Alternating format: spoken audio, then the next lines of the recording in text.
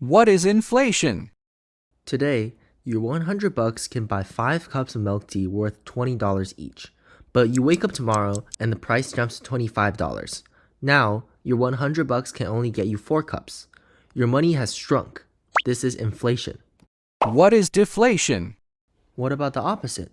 If tomorrow the price drops to $15 or even lower, sounds great, right? So everyone thinks, since it's cheaper tomorrow, I'll just wait until then. The result? Shop close, factories shut down, and potatoes get laid off. Now you can't even afford a single cup. This is deflation. Why inflation is better than deflation? When mild inflation occurs, potatoes get higher wages. Because people don't want their cash to lose value, they tend to spend it. Spending drives business. Shop owners make money because potatoes buy their products. Factories make money because shop owners request more stock of goods. And potato wages rise to $125 because companies make more money. Everyone makes money, and this drives GDP growth. So, economically speaking, mild inflation is better than deflation. What is hyperinflation? But if you overdo inflation, you get hyperinflation. Imagine if the potato society went through a milk tea craze. Unemployment rates drops to near zero. All the tea-making potatoes are busy, but they can only make 1,000 cups a day. Yet, everyone else rushes in to buy.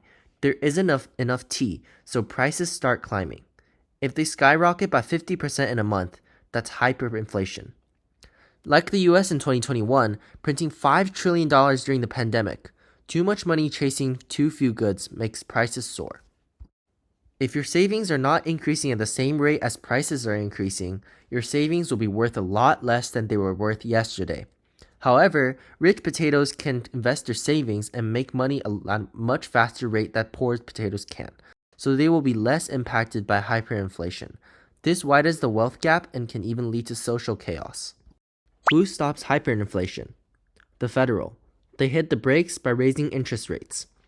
Borrowing gets expensive, spending slows down, and inflation naturally cools off.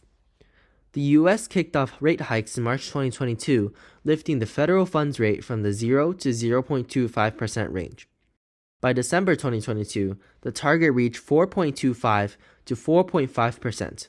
That is a total jump of 425 basis points, or about 4.25% in just 1 year. What is CPI? Inflation is measured by the Consumer Price Index, or CPI. Every month, surveyors cover 75 urban areas, visiting 23,000 shops to price check a massive list of 80,000 items, from a carton of milk to a haircut, checking if they got more expensive. What is PCE? PCE is another macroeconomic indicator to measure inflation. The Federal usually prefers PCE, the Personal Consumption Expenditures Price Index, for the following reasons. First, flexibility. CPI's basket is fixed and slow, but PCE updates its weights quarterly. When you switch to chicken because beef is pricey, PCE catches this substitution effect immediately. Second, broader coverage.